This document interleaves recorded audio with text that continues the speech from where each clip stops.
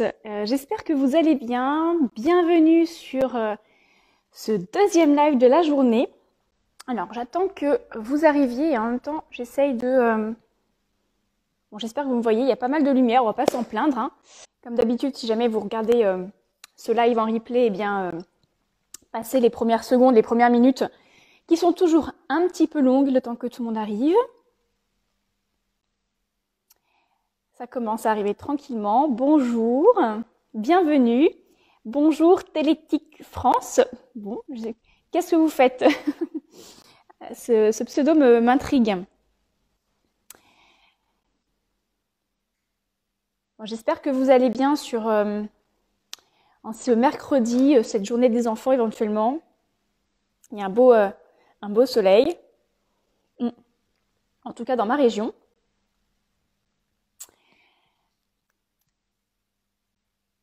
Alors ça arrive tranquillement, bienvenue. Je suis très contente de pouvoir refaire un live aujourd'hui. Je serai, encore une fois, je ne serai pas seule, je serai accompagnée. Alors, Télétique France qui dit plateforme dédiée à la médecine douce. Ah bah, on est en plein dedans. Bienvenue. Eh bien, bonjour Margot, notre invitée du jour. On va attendre un tout petit peu que 2-3 minutes avant que les gens arrivent, que je puisse un petit peu introduire. En tout cas, le temps que tout le monde arrive, je suis très contente, voilà, comme je disais, de vous retrouver encore aujourd'hui. J'espère que le live d'hier vous a plu avec Karine. On a parlé inflammation, sportif, nutrition et plein de remèdes comme ça. Alors, je pense que j'ai un peu de contre-jour, enfin, pas de contre-jour, mais vraiment beaucoup de lumière. On va mettre plutôt comme ça. Attendez, je fais quelques réglages pour que ce soit pas trop désagréable pour vous. Voilà, j'espère que ça va aller. J'espère donc que ça vous a plu. N'hésitez pas à le revoir. Le replay est en IGTV. Et donc aujourd'hui, je suis très contente de pouvoir accueillir une autre invitée sur ce live. On va parler d'un sujet qui est assez d'actualité, qui a été mentionné hier d'ailleurs dans le live d'hier. Donc je pense que ça pourrait vous plaire. Et cette personne-là, du coup, on va, c'est pas la première fois qu'on va collaborer ensemble. Disons qu'on a un podcast qui arrive. Alors bonjour Camille, bienvenue. Donc on a déjà enregistré ensemble un podcast sur un sujet donc qu'on ne vous dévoilera pas tout de suite en tout cas, qui est un sujet différent du sujet du jour. Donc voilà, ce sera bien complémentaire. Et donc c'est une consoeur qui est naturopathe. Voilà, je la laisserai se présenter. Eh bien, je pense qu'on va commencer puisque de toute façon le temps est un petit peu compté pour Margot justement. Donc on va commencer le temps que tout le monde arrive tranquillement. Donc Margot, je lance. J'espère que ça va fonctionner. Dites-nous aussi si le son est bon.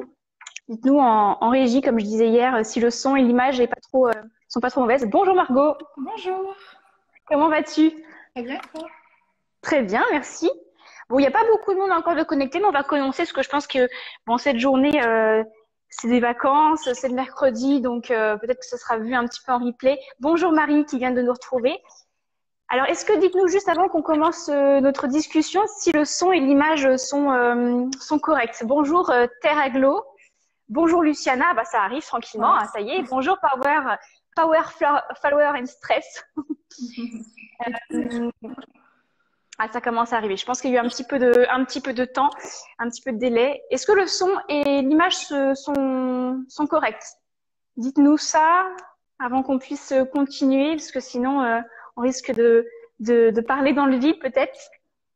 Toi de ton côté, ça va Ouais, nickel, Ouais. très bien. Et toi, tu m'entends bien? Parce que j'ai oublié mes écouteurs. Je sais, je suis nulle. Non, t'inquiète pas. Moi, j'entends bien. J'espère que ça va aller. Ouais, je pense que ça devrait aller. Bon, Luciana qui nous dit oui. Ok.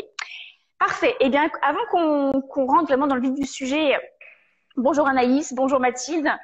Je vais te laisser te présenter, mais pour faire assez rapide et un peu différent aussi de ce que j'ai fait hier, je vais te donner trois mots D'accord. pour te présenter. Ok. Qu'est-ce que tu dirais?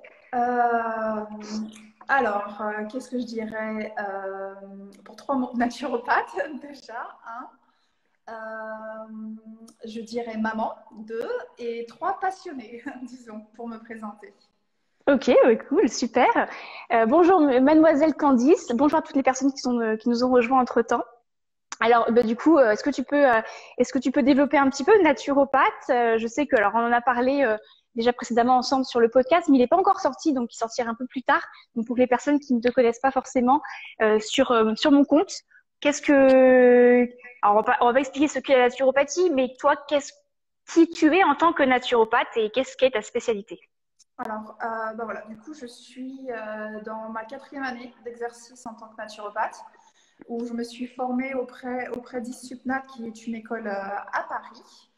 Et depuis que j'exerce en cabinet, même si j'accompagne tout le monde de tout âge, j'ai vraiment un sujet de prédilection qui est vraiment la périnatalité, que ce soit dès le début, dès le désir de grossesse jusqu'au postpartum, et après la diversification alimentaire des bébés. Enfin, tout le suivi là-dessus, ça me passionne, même si après, j'adore au cabinet recevoir aussi bien pour de la perte de poids que pour de l'intestin irritable, des hommes aussi. J'ai même une formation spécifique que j'ai fait en plus sur les problématiques masculines, mais à ce jour, je mets très peu ces connaissances-là en application parce que j'ai une clientèle et une communication essentiellement féminine. Hmm. Donc voilà, pour moi, c'est vraiment autour de la périnatalité, que ce soit en naturopathie, que ce soit en sophrologie aussi, où j'ai une spécialisation en sophrologie prénatale, et que ce soit aussi sur l'observation du cycle, où j'enseigne la méthode Billings. D'ailleurs, tu as semé donc des indices pour les personnes qui ont suivi pour le sujet du prochain podcast qu'on a fait ensemble. Donc voilà, tout ce qui est au sujet de la grossesse et la parentalité, on l'abordera pas aujourd'hui dans le live, mais ce sera effectivement. Voilà. On a passé assez, donc intéressés, restez bien connectés. Bonjour aux personnes qui viennent de nous rejoindre. Je voulais te poser une autre question quand tu es naturopathe et tu as donc juste une petite information pour toutes les personnes qui nous suivent. Vous avez deux naturopathes du coup devant vous, donc n'hésitez pas si vous avez des petites questions, que ce soit le plus interactif possible. Bonjour Françoise. Donc après tu as dit passionnée. Passionnée de quoi? Passionnée en quoi?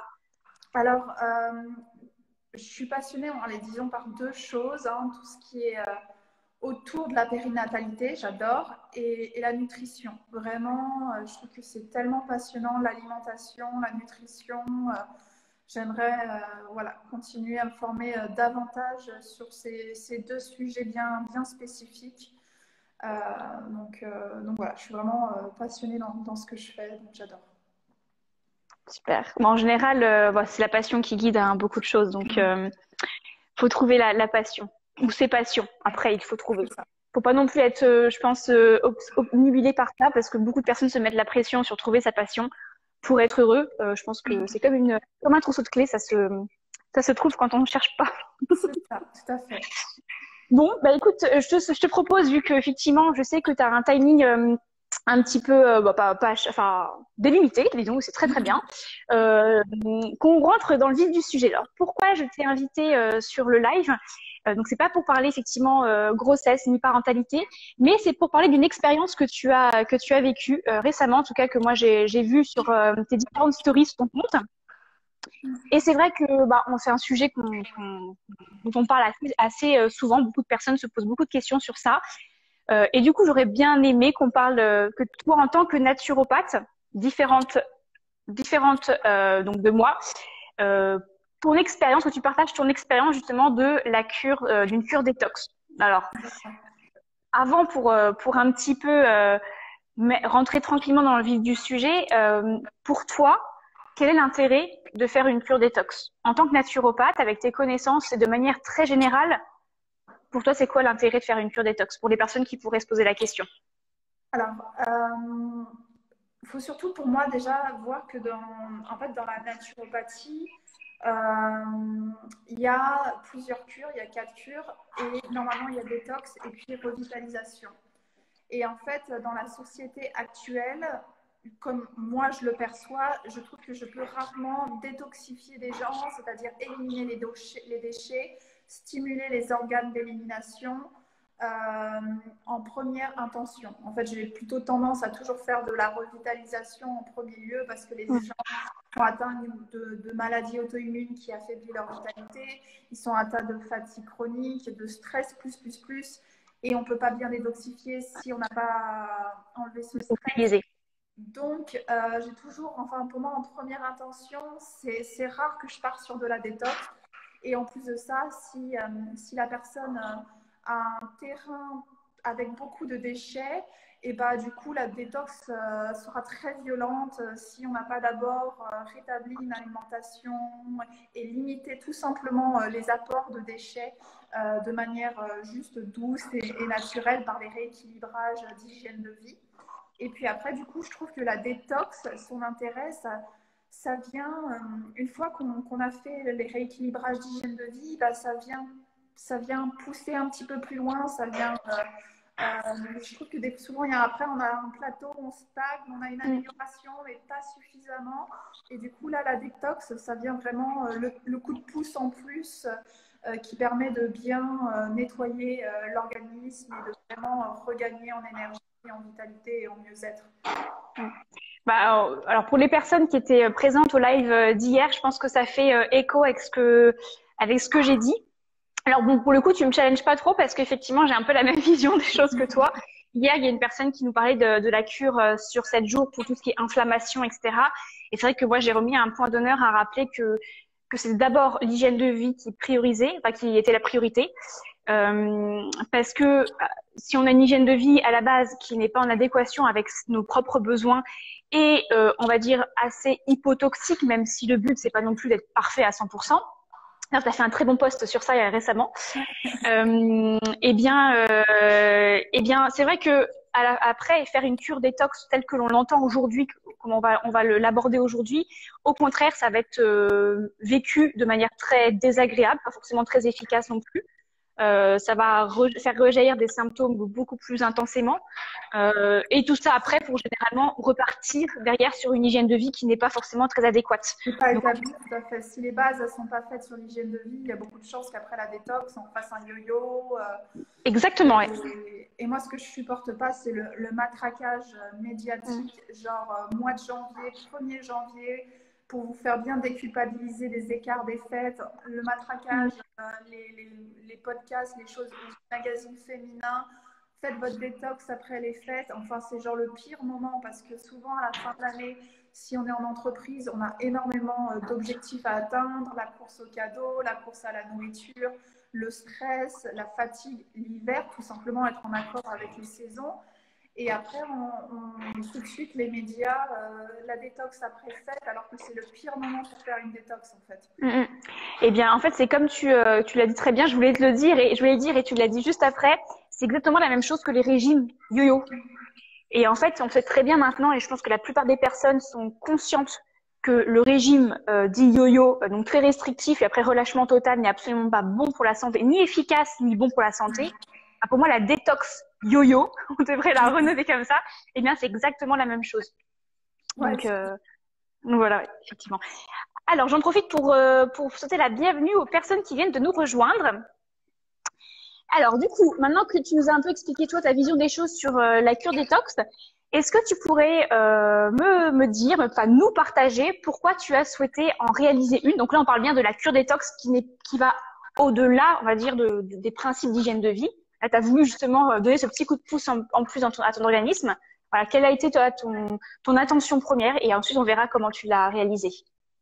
Alors, je pense que d'abord, déjà, ça a été un déclic et pas du tout quelque chose où je me suis forcée. Je parle de ma toute première cure détox qui a été un jeûne de 7 jours.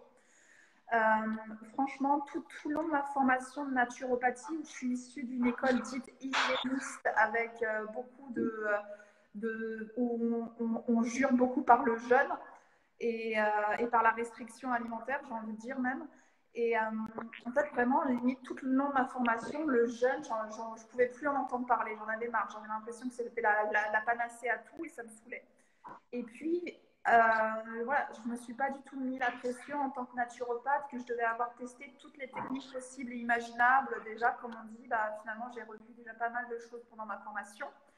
Et puis, limite, un mois après ma formation, bah, tout d'un coup, j'ai ressenti en fait l'envie d'aller plus loin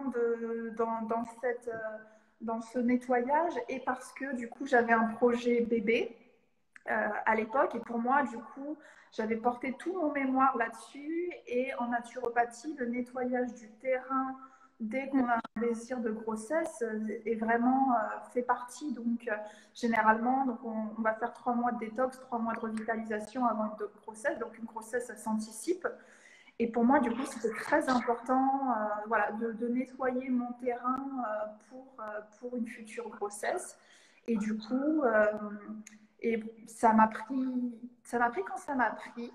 Et c'est ça, je trouve, qui est hyper important, c'est de le faire avec conviction, avec envie, et pas parce qu'un naturopathe vous a dit de le faire, parce que à contre-cœur, ou qu'on n'y croit pas, ou qu'il faut le faire.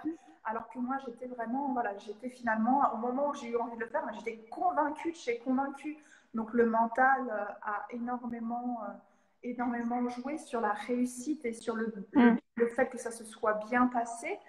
Et du coup, voilà, à la maison, par contre, voilà, je ne l'ai pas fait en accord avec les saisons. Peut-être que je l'ai fait en début novembre, peut-être que j'avais encore un peu de l'énergie de l'hiver, hein, comme de l'automne, pardon, qui a fait que j'en ai ressenti le besoin, alors que bon, généralement, c'est peut-être au printemps ou en été, on se sent plus capable.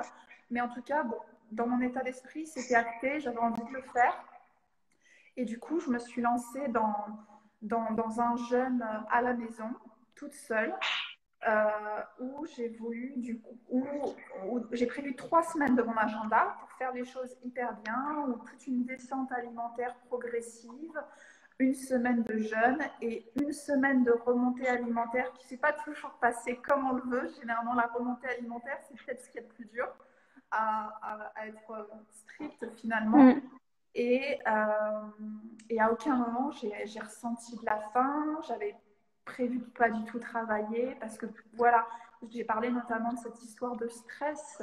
Et il y a beaucoup de personnes qui vont quand même s'infliger des jeûnes ou des jeûnes intermittents ou des monodiètes alors qu'ils sont dans un état de stress ou dans des conditions de travail et qu'ils continuent de bosser.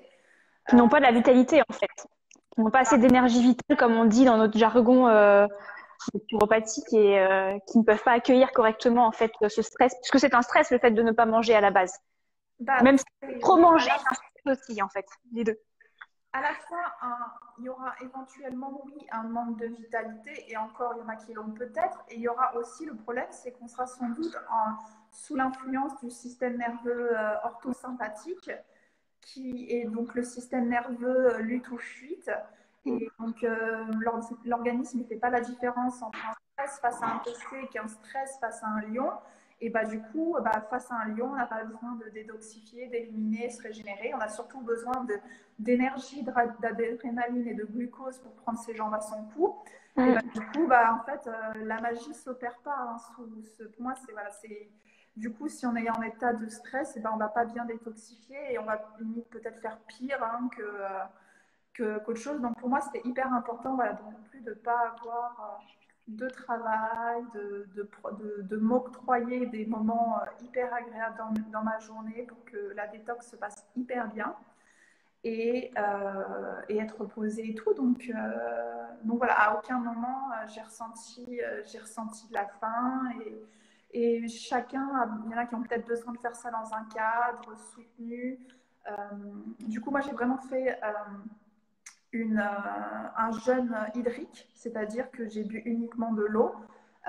J'ai même pas bu d'infusion ou de bouillon parce que j'en ai pas ressenti l'envie. Donc c'est vrai que des fois il y a des formes plus ou moins faibles avec un peu de jus de pomme dilué le matin ou ce genre de choses. Moi je l'ai fait vraiment pur hydrique et j'ai continué même à cuisiner pour mon conjoint. Et je trouvais que juste me nourrir des odeurs, ça me suffisait amplement. C'est chouette parce que du coup, ça permet aussi de se reconnecter à ses sens Et on fait le lien un peu avec le côté alimentation émotionnelle / alimentation intuitive où on est uniquement la tête concentrée dans l'assiette alors que le plaisir doit venir d'ailleurs et pas uniquement de l'ingestion de l'aliment mais de l'aspect aussi préparatif qui marque le début de la digestion d'ailleurs parce que quand on commence à sentir des odeurs, à visualiser des choses, on salive et donc du coup on digère mieux derrière. Donc c'est chouette, ça permet aussi effectivement de se reconnecter avec ces sens-là qu'on a souvent oubliés. Ben, c'est ça. À la fois, pour moi, en fait, faire à manger, c'est thérapeutique. J'adore cuisiner. Donc, sans que l'acte de manger en lui-même, juste faire à manger, j'adore ça. Donc, ça ne me dérangeait pas de faire à manger. Et des fois, quand je me baladais dans la rue, passer devant une boulangerie, passer devant un endroit, en fait, finalement, les odeurs, elles m'enivraient, mais pas dans un sens négatif. En fait, elles me suffisaient. Et c'est vrai que je trouvais que j'étais beaucoup plus connectée à mes différents sens. Et ça, à aucun moment, j'ai trouvé ça difficile. Hmm.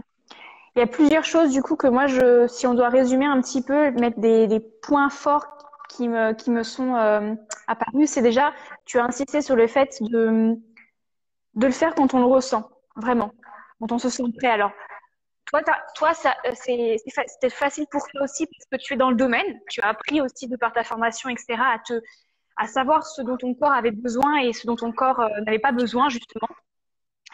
Pour des personnes où c'est plutôt compliqué, c'est là où l'encadrement peut être utile pour notamment questionner, enfin, encadrement du jeune ou en tout cas accompagnement peut-être en préalable pour questionner, pour rassurer aussi, quitte à dire, comme tu me disais au début, c'est que il y a beaucoup de personnes qui, avant tout, notamment dans notre société, sont déjà plutôt affaiblies et faire une cure détox sur quelqu'un qui est affaibli, ça peut être, enfin c'est pas bénéfique et même ça peut être complètement inapproprié. Bah, en effet, et puis souvent, comme on parlait du coup de faire de l'hygiène de vie en amont, je trouve que les gens, quand ils mettent déjà en place une nouvelle hygiène de vie et qu'on les du coup déjà sensibilise à nouveau d'être à nouveau écoutés à ses ressentis, bah, ils sont déjà beaucoup plus connectés avec leur corps que si on commençait direct par la détox. Tout à fait. Ensuite, il y a une deuxième chose moi qui est importante pour moi que tu as cité, c'est le côté préparation et pas uniquement préparation alimentaire telle qu'on va vraiment l'aborder tout à l'heure sur la descente, la stabilisation, la revitalisation, enfin la remontée, mais plutôt sur le côté social et environnemental et contextuel.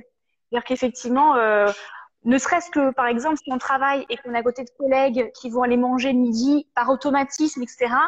Peut-être que ce sera un peu plus compliqué. Si c'est la première fois qu'on le fait, si on n'est pas bien connecté avec les sensations, ça peut être compliqué. Donc, de s'octroyer un moment, en tout cas quand c'est sa première cure, peut-être un moment dédié à nous, où on va justement plus limiter le stress, où on va pas être pollué par des automatismes de la société, pourrait rendre les choses beaucoup plus simples aussi. Alors toi, par exemple, effectivement, tu fais à manger à ton mari, ça te plaît, etc. Mais pour beaucoup de personnes, ça peut être vraiment très compliqué, justement, de devoir continuer à faire à manger à son foyer alors qu'elle se prive de nourriture peut-être.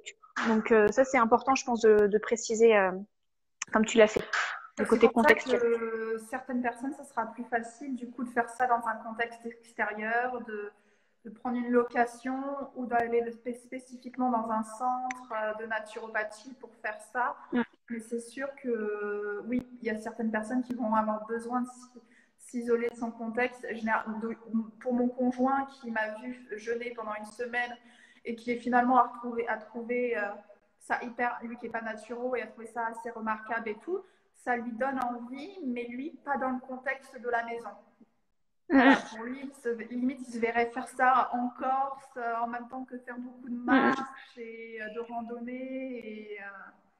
Mais moi je pourrais être honnête, hein, j'ai beau être naturopathe, je me vois pas faire ça non plus chez moi, en train de faire à manger à mon conjoint et je pense que j'ai besoin d'être justement dans un contexte particulier pour aussi en profiter en me disant c'est mon moment à moi, à mon corps, en fait en profiter pour faire de l'introspection, tu vois.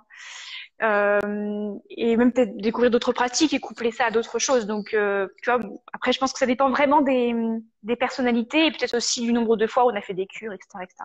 Bah après, pour rebondir là-dessus, donc se recentrer sur moi, bon, il rentrait le soir du travail, donc toute la journée j'étais toute seule. J'allais me balader en pleine nature. Je m'étais organisé un petit programme. J'allais me balader, Ouais. rester en mouvement, c'est hyper important pour pas que l'organisme puise dans les protéines et qu'il comprenne qu'il a toujours besoin de son muscle pour fonctionner. Donc, je m'octroyais une heure et demie, 2 heures de balade tous les jours. Je rentrais, je faisais du yoga, du brossage à sec, des bains, de la méditation, enfin que des choses qui me faisaient du bien en dehors de tout ça. Voilà. Donc, Et qui boostait aussi d'ailleurs l'élimination des toxines, parce que le voilà. brossage à sec et tout ça, ce sont des boosters aussi. Ouais, tout à fait. Exactement. Ok, alors pour toutes les personnes qui nous ont rejoints, bienvenue. Si vous avez des questions ou des partages d'expériences à nous exposer sur la cure détox, n'hésitez pas. Donc maintenant, Margot, j'aimerais bien que tu nous parles en détail, et je te laisse surveiller le timing d'ailleurs, hein, parce que j'ai pas de Ouais. montre avec moi, tu me diras. Que tu nous dises, en gros, tu nous as parlé de 3 phases différentes. Est-ce que tu pourrais nous expliquer comment ça s'est passé, ou en tout cas, qu'est-ce que tu as fait, on va dire plutôt en termes d'alimentation, justement, sur ces 3 phases-là? Alors donc sur cette phase-là, généralement, on va supprimer sur la première semaine de descente. Donc que vous effectuiez un jeûne intermittent ou une monodiète, c'est toujours proportionnel par rapport à ce que vous faites. Donc c'est toujours mieux que la veille d'une monodiète, il y a au moins le jour d'avant soit assez hypotoxique ou la veille au soir au moins. Et du coup, si vous faites 5 jours de jeûne, il faut compter à peu près 15 jours donc, au total. Donc 5 jours de préparation, 5 jours de jeûne, 5 jours de remontée. Et bah, c'est pareil, voilà. À chaque fois, c'est proportionnel par rapport à la durée de votre détox. Et du coup, ça va rendre. Donc, il y a des personnes, ça m'est arrivé à des personnes que je suivais qui ont commencé déjà à avoir des crises curatives dès la détox, dès la, Parce qu'elles ont... dès la semaine de détente, de descente. C'est-à-dire que les crises curatives, pour ceux qui ne le savent pas, ce sont des manifestations de déchets qui se remettent en circulation, des montoirs qui fonctionnent, et ça peut être des maux de tête, des nausées, des étourdissements, une fatigue intense. Des boutons, etc. Voilà, et du coup, il y a des personnes que j'ai déjà accompagnées qui ont ressenti ces symptômes rien que dès la descente alimentaire. C'est Donc, qu'elles avaient peut-être déjà un bon nombre de toxines à éliminer. c'est ça. Donc, dans le jeûne, dans la descente alimentaire, en fonction voilà, déjà de votre alimentation initiale, si on n'a pas eu de rééquilibrage alimentaire et qu'on descend pour faire un jeûne et que bah, du coup ça risque d'être violent dès le début, dès la descente alimentaire, et il faudra supprimer jour après jour une catégorie d'un aliment. Par exemple, premier jour, ça peut être la suppression de tous les faux aliments. Donc la suppression des faux aliments, ça va être thé, café, tabac, alcool, chocolat. Deuxième jour, ça va être Chocolat. voilà, chocolat et Même le chocolat noir. même le chocolat noir qui est riche en caféine. Deuxième jour, ça va être la suppression de tout ce qui est raffiné, par exemple. Donc, pâte blanche, riz blanc, pâte blanc, sucre en tout genre. Raffinage. Troisième jour, ça va être la suppression des protéines animales. Donc, protéines en tout genre. Quatrième jour, ça va être suppression des féculents en tout genre, raffinés ou pas raffinés. Et puis après, sur les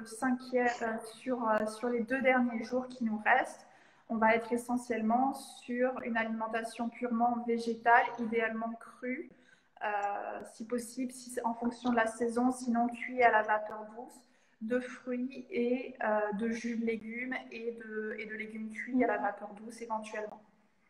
Donc là, on comprend bien que finalement, cette semaine de descente, elle est plus ou moins facile à mettre en place si à la base, on a déjà une hygiène de vie qui est plus ou moins saine. Parce qu'une personne qui va se nourrir uniquement d'aliments ultra transformés, cette semaine-là va déjà être catastrophique à vivre. Une personne qui a déjà une hygiène de vie relativement saine, alors c'est pas dire qu'elle mange pas de riz ni rien, parce que c'est des aliments dont on a besoin à la base, hein, eh bien c'est quand même plus simple, notamment les premiers jours sont plus simples, on va dire, à vivre.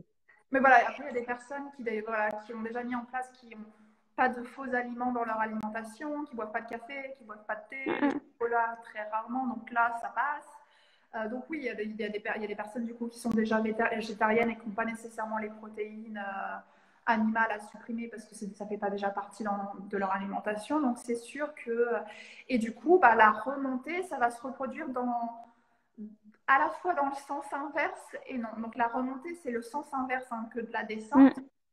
Donc forcément les 2 jours qui vont suivre le jeûne, du coup on va uniquement être sur des monodiètes, du jus, des crudités, ce genre de choses. Et après, l'idéal, du coup, c'est quand même de ne pas réintroduire les faux aliments. C'est d'en profiter pour les éradiquer ou pour les limiter un maximum. C'est ça, pour les éradiquer le plus possible, du coup, pour retarder cela.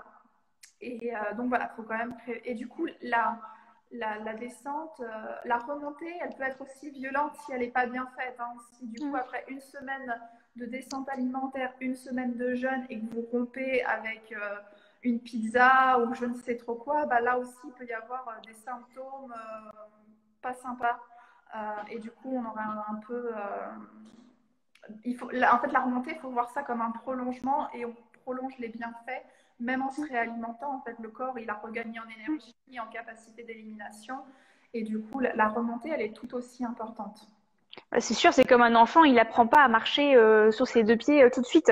D'abord, il se met à 4 pattes, il se retourne, il se met à... Et ben, c'est la même chose en fait, parce que faut imaginer que le système digestif, alors tous les émonctoires ont bien été sollicités pendant toute la cure, mais les intestins ont été plus au repos, enfin ils ont eu moins d'aliments à digérer.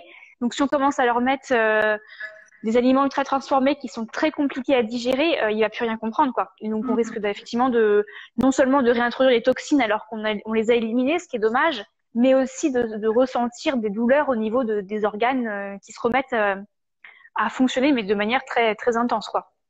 Le on-off n'est pas bon. De toute façon un peu dans tout, j'ai envie de dire hein, la progression c'est ce qu'il y a de mieux.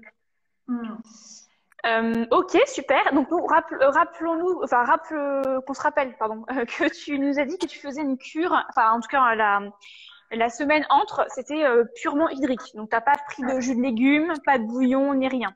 Ok. Non, vraiment, Ça marche. je sais que même dans l'hydrique, on a le droit à des infusions et on a le droit d'un peu de bouillon, mais franchement, ça me donnait pas envie en fait. Oui. Pas du tout. J'ai fait des purges aussi. J'ai fait des purges, c'est parce que en fait, c'est aussi le bol alimentaire, c'est le poids de la nourriture qui aide à ce que le péristaltisme fonctionne.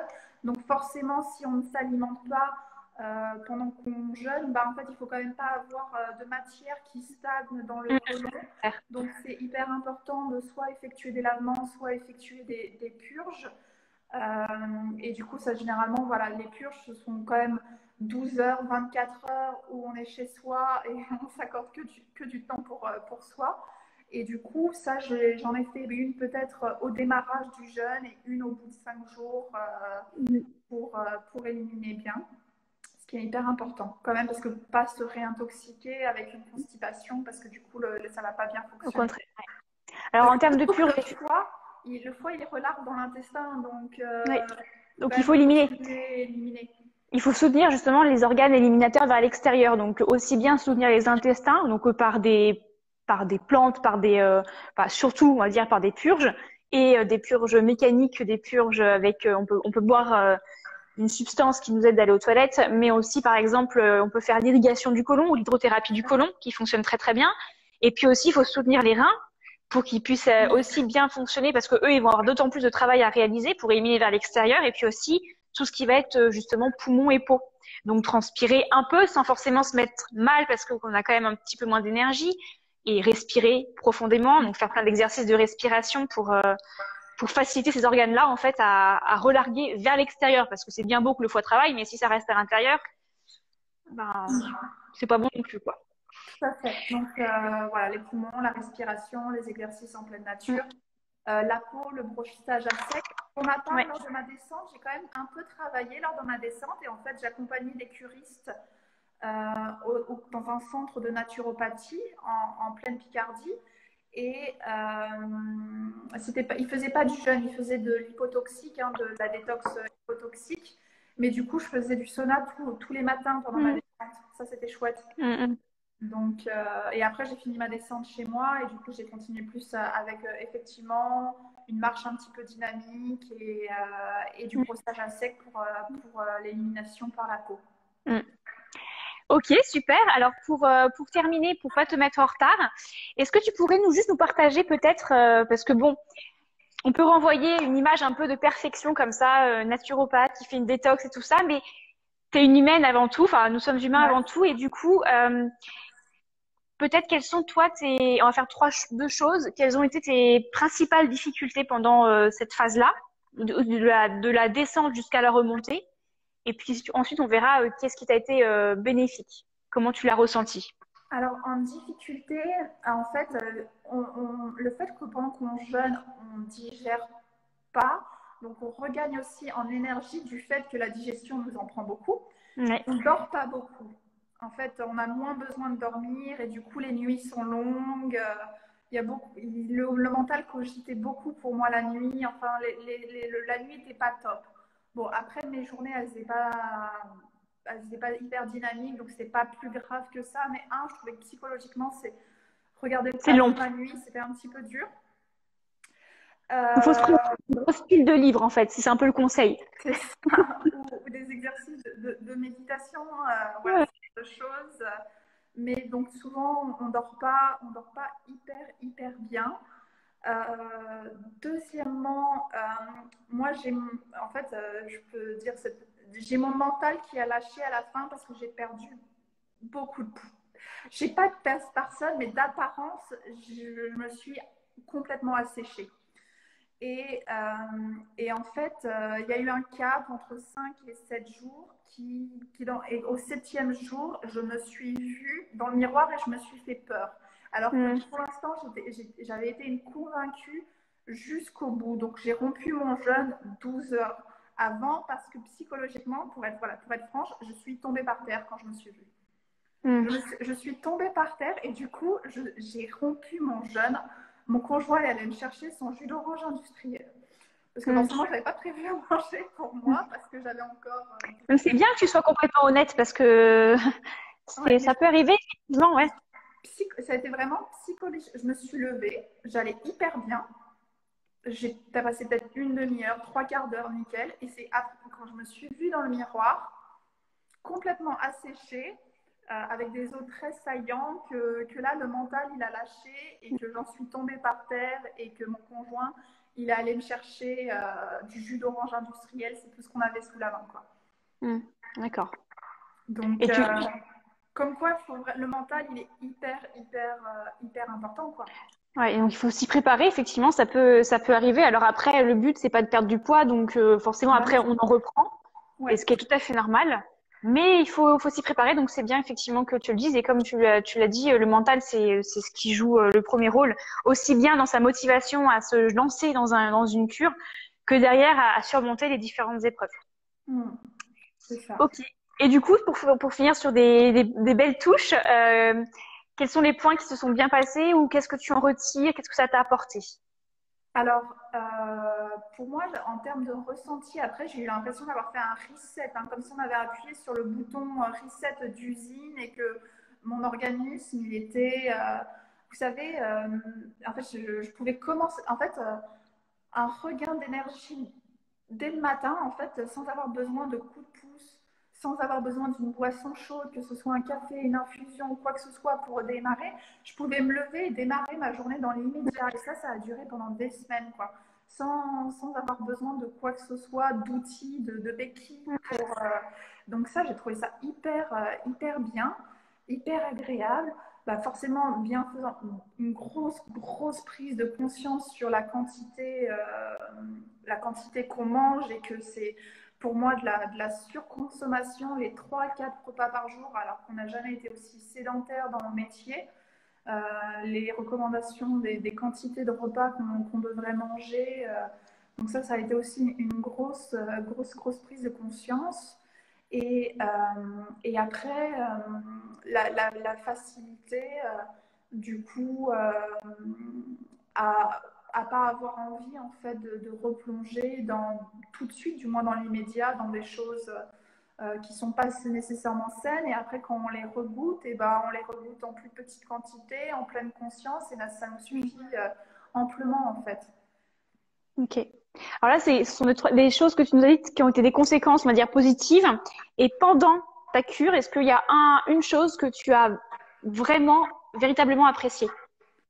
Franchement, le côté 5 sens en éveil, vraiment, je trouvais que j'étais beaucoup plus ancrée, avec une, une pleine conscience qui était vraiment présente en continu, je trouve.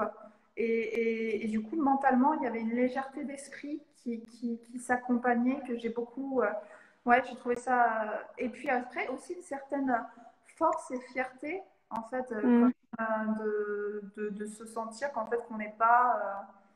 En fait, souvent, on imagine aussi quelqu'un de musclé, de fort, et ça ressemble à de la force, mais par contre, on lui fait sauter un repas, c'est la fin de sa vie, bah, elle est où sa force en fait? Et finalement, la force, c'est aussi les capacités de l'organisme à pouvoir s'adapter, peu importe les situations, et que je me dis, bah, le jour où peut-être j'ai pas de la nourriture à portée de main dans l'immédiat, bah, c'est pas grave, en fait, j'ai tout ce dont Hmm. j'ai besoin déjà. Donc, en fait, ouais, une sensation de force hein, et de confiance en son corps. Donc, ouais, plutôt là-dessus. Ok, super. Merci beaucoup, Margot. Alors, est-ce que vous avez quelques questions à poser à Margot ou à nous poser avant que elle nous laisse? Parce que je sais que c'est ta petite fille que tu vas aller retrouver. En fait, non, je travaille toute la journée. Non, Ah oui. Ok. aujourd'hui, exceptionnellement, normalement, c'est journée avec ma fille tous les mercredis. Mais là, pour le coup, non, là, j'ai plein de rendez-vous. Ok. Bon, en tout cas, merci beaucoup pour ton partage d'expérience. C'est vrai que ça a réexpliqué effectivement, en tout cas dans le cas d'une cure purement hydrique, les différentes phases. Donc on repose vraiment les bases. Et ça a aussi montré, je trouve, que ce qui est intéressant, c'est aussi comment une naturopathe a vécu, l'a vécu, aussi bien dans ses difficultés que dans ses réussites. Et du coup, dernière petite question, allez, si tu avais un conseil à partager au sujet de la cure, ce serait lequel? Euh, pour moi, vraiment, ce qui est primordial, c'est de le faire avec envie, avoir envie de le faire. Ouais, ok, ça Donc, marche. Bah écoute, merci beaucoup Margot. j'en prie. Euh, donc comme je Merci dis, de l'invitation. eh ben, je t'en prie, c'est avec plaisir. De toute façon, on se retrouve prochainement pour un épisode de podcast, du coup. Donc, restez connectés, ce sera sur le sujet de la grossesse. Donc, comment on prépare une grossesse, comment on la prépare, on en a un petit peu parlé, mais comment on la vit aussi, et on la vit pendant et comment on vit le postpartum, grâce en tout cas avec la naturopathie, en plus du reste. Donc ça va être très très chouette. Merci beaucoup. Et puis bah écoute, je te libère et je reste juste 2-3 minutes de plus pour conclure le live. Mais je te libère. Merci, bonne journée à Merci tous. beaucoup Margot. Au revoir. Voilà, bah écoutez, j'espère que ça vous a intéressé. Si vous avez quelques petites questions restantes, n'hésitez pas. Yogin Mama qui nous dit normalement c'est Kid Day. Oui, c'est vrai. C'est peut-être pour ça que il y a moins de monde. Alors j'espère que ça vous a plu. Voilà, on est rentré un peu plus dans le détail d'une cure détox, on va dire plus stricte, comme on a pu en parler rapidement hier. Je réinsiste sur le fait que ce qui est important avant tout, c'est quand même de travailler sur les principes d'hygiène de vie, parce que comme Margot l'a dit, si vous avez une hygiène de vie qui à la base n'est pas forcément très adaptée et que vous avez pas mal de toxines, eh bien vous allez vivre de manière très inconfortable la cure, voire peut-être même qu'elle sera pas du tout bénéfique pour vous. Donc c'est important d'avant tout s'occuper de son hygiène de vie. Et ensuite, eh bien si vous avez des questions en fonction de votre niveau de vitalité, etc., n'hésitez pas à demander conseil, à vous faire accompagner, voire peut-être même à le faire de manière encadrée. Pour aussi ce côté très je m'occupe de moi, introspection, etc., etc. C'est un peu le moment, son moment à soi.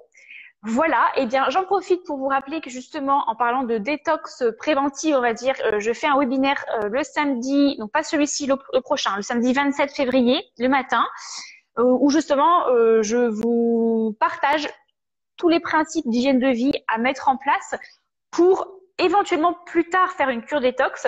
Mais d'abord, comment on soutient naturellement sa détoxification naturelle. Donc n'hésitez pas, le lien est en bio pour avoir plus d'informations et vous y inscrire. Il y aura un replay disponible pour toutes les personnes inscrites qui ne sont pas disponibles et présentes pendant le webinaire, pendant la conférence en ligne. Donc voilà. Et qu'est-ce que je voulais vous dire d'autre? Oui, aussi au sujet de la cure détox ou du jeûne, il y a 2 épisodes de podcast sur le podcast Hygiène de vie qui sont dédiés à la cure détox et au jeûne, notamment un avec Natacha qui nous explique aussi, qui nous partage ses différentes expériences de jeûne long. Donc n'hésitez pas si ça vous intéresse à aller l'écouter. Et j'en ai également fait un qui est sorti, c'était la semaine dernière, je crois, sur le jeûne intermittent. Voilà, qui est une autre façon aussi d'aborder la partie détoxification sans forcément partir sur des cures de plusieurs jours. Voilà, et puis j'ai un dernier épisode qui est sorti ce matin sur plus le côté zéro déchet, minimalisme et tout ça. Donc n'hésitez pas à aller l'écouter si ces sujets vous intéressent. Bon voilà, je ne sais pas si vous avez d'autres questions. N'hésitez pas, je reste allée quelques secondes, mais si vous avez d'autres questions, n'hésitez pas. En tout cas, c'était un plaisir de pouvoir refaire un peu de live cette semaine et j'espère en refaire prochainement. S'il y a des sujets comme ça qui vous intéressent, eh bien partagez-les-moi, comme ça je pourrai aussi organiser des lives, soit seule, soit en duo avec d'autres personnes pour pouvoir répondre à vos éventuelles questions. Bon, il n'y a pas de questions. Du coup, je vous laisse vaquer à vos occupations. Je vous souhaite un très bel après-midi, peut-être avec vos enfants ou non. C'est les vacances, de toute façon, il me semble, pour certaines zones en tout cas. Passez une très belle journée et je vous dis à bientôt sur un prochain live. Ciao!